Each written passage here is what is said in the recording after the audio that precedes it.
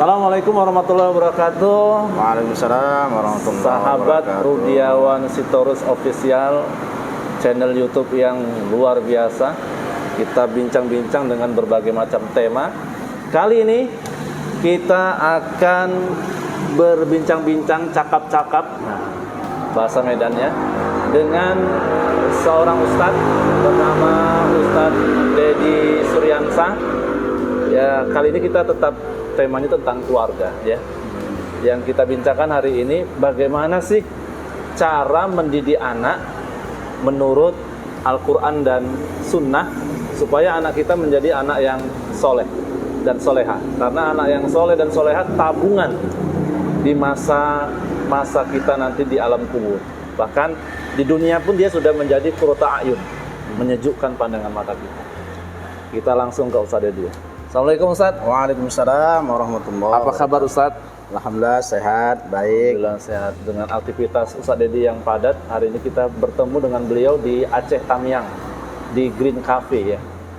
Ustaz, langsung Ustaz menanyakan. Allah Subhanahu wa Ta'ala kan banyak ya menceritakan bagaimana kisah-kisah para nabi dan rasul, bahkan orang-orang soleh dalam Al-Quran, bagaimana cara mereka mendidik anak mereka. Dan juga sunnah-sunnah Rasulullah, hadis Rasul sangat banyak sekali. Menurut Ustaz, apa sih yang harus dilakukan oleh orang tua agar anaknya itu menjadi anak yang soleh dan soleha, Ustaz? Baik, terima kasih. Yang pertama, kita harus memahami bahwa anak itu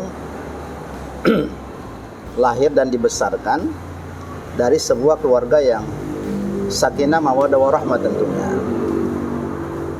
Jadi kesolehan orang tua dan ilmu tentang konsep bagaimana satu keluarga dibangun, menjadikan rumah tangga sebagai madrasah, rumah sekolah, ibu berperan sebagai madrasatul ula, guru pertama bagi anak-anaknya, itu menjadi penting.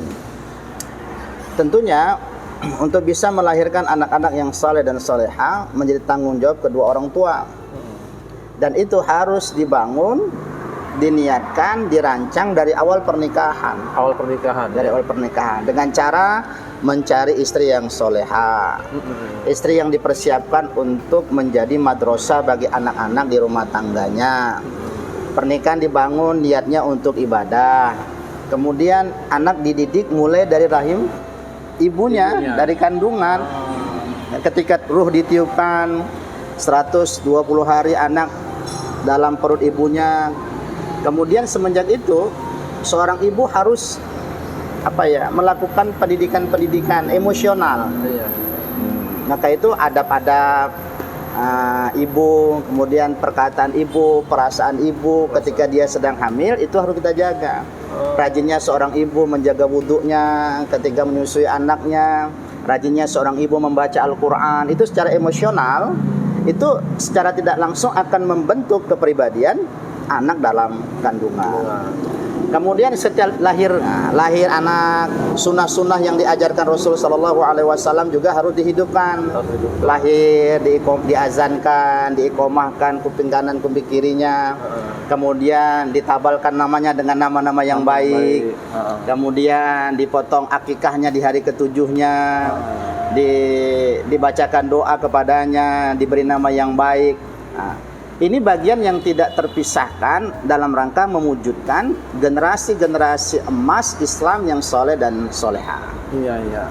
Jadi Ustaz, itu sejak awal sudah dilakukan istilahnya memilih pasangan yang soleh dan soleha.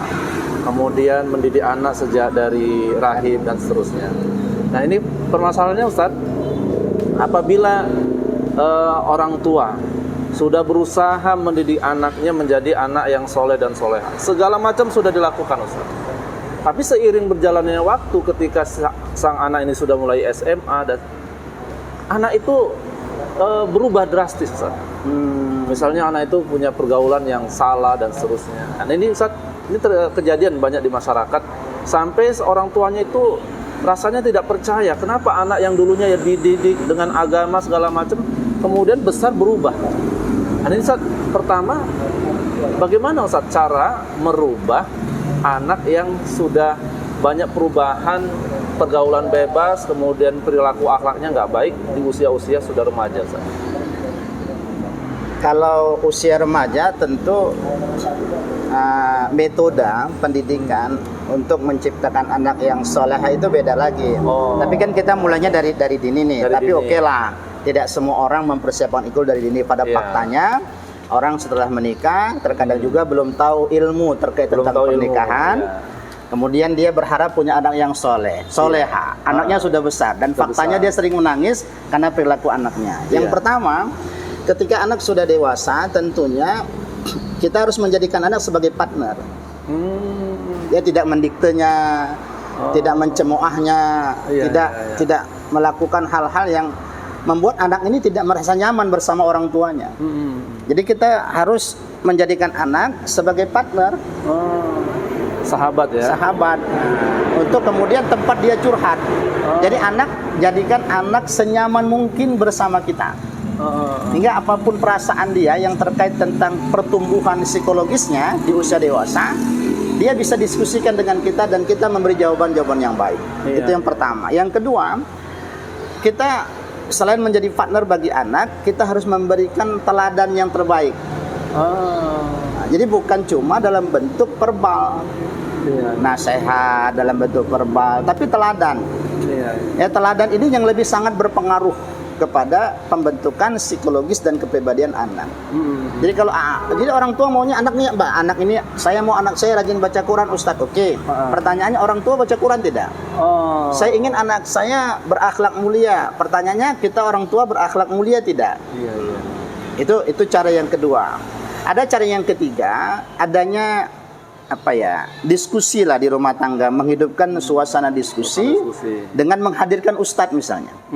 Menghadirkan ustadz, diskusi dengan keluarga kecil untuk bagaimana mewujudkan keluarga yang sakinah, mawaddah, warahmah. Ada banyak tema-tema dalam Al-Quran. Misalnya kita bisa ambil bagaimana Luqman memberikan pengajaran kepada anaknya. Itu kan sudah komprehensif tuh. Dari pendidikan akidah, ya bunayya la tusyrik billah inna syirka la dzulmun adzim dan seterusnya. Kemudian pendidikan kepada orang tua, amalathu ummuhu wahnan ala wahnin dan seterusnya.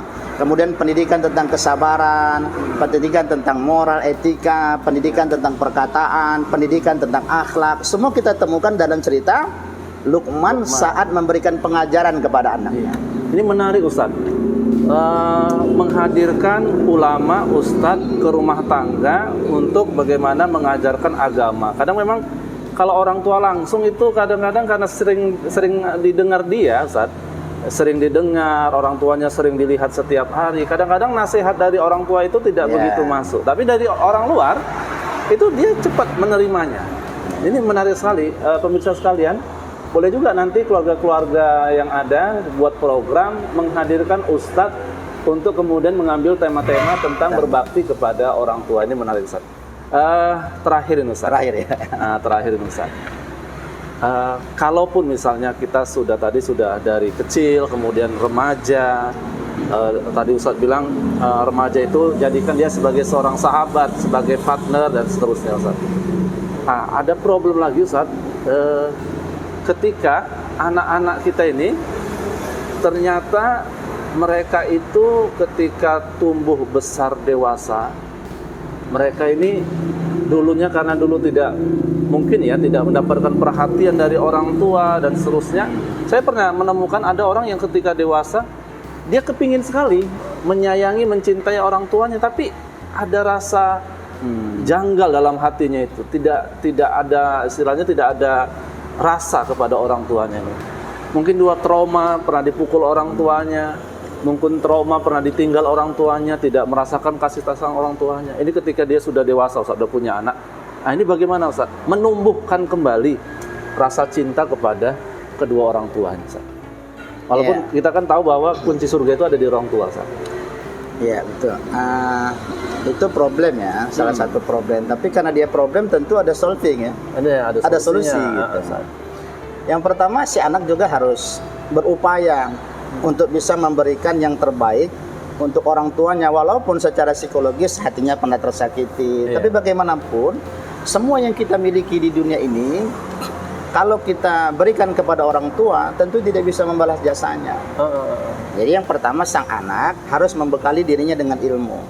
Karena keberkahan hidupnya, keberkahan rumah tangganya, keberkahan dirinya, bahkan sorga itu dijanjikan Allah untuk anak yang tentu berbakti kepada orang tuanya.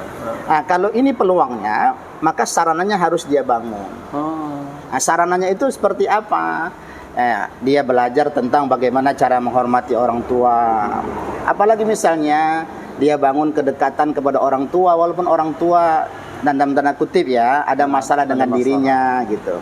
Nah, yang ketiga, dia harus kemudian kalau dia punya anak, ini menjadi pelajaran untuk kemudian tidak mendidik anak sebagaimana kedua orang tua dulu yang tidak mendidiknya dengan baik misalnya. Dan yang terakhir, jangan lupa doa.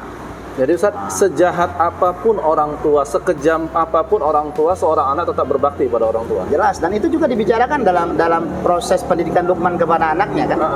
Bahkan sekiranya beda agama pun tidak harus membuatnya putus untuk berbakti kepada orang tuanya. Sepanjang perintah orang tuanya tidak bertentangan dengan agama, dia memiliki kewajiban untuk patuh dan menyenangkan orang tua. Subhanallah, pemirsa sekalian, sahabat Rudiawan Sitorus Official, kita sudah sampai di ujung bincang-bincang kita. Jadi mendidik anak sejak dini itu sangat penting, saat mencari jodoh yang soleh, yang soleha sejak awal, sehingga nantinya anak kita bisa dididik menjadi anak yang soleh dan soleha. Dan kalau sudah dewasa, kata Ustaz Dedi, perlakukan dia sebagai partner, sebagai sahabat. Kalau sudah remaja ya. Dan ketika dia dewasa, maka seorang anak ini juga harus memahami bahwa surga dia ada pada kedua orang tuanya, walaupun orang tuanya mungkin di mata dia tidak baik, kejam dan seterusnya, tetaplah berbakti selama dia tidak menyuruh kepada kemaksiatan dan dosa. Ustaz Dedi, terima kasih atas pertemuannya hari ini. Mudah-mudahan nanti kita bisa bincang lagi di Aceh Tamiang ya.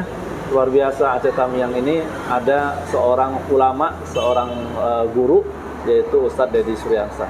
Teman-teman sekalian, kalau mau ketemu Ustadz Dedi Suryansa atau mengundang beliau ke Medan, beliau bersedia ya. Karena Ustadz Dedi Suryansa ini juga seorang orator ya. Ceramahnya sangat ditunggu-tunggu di Aceh Tamiang ini. Ya, mudah-mudahan nanti kita bisa ketemu dengan Ustadz Dedi Suryansa di Medan dalam acara-acara tabligh akbar. Demikian, Assalamualaikum warahmatullahi wabarakatuh. Waalaikumsalam warahmatullahi wabarakatuh.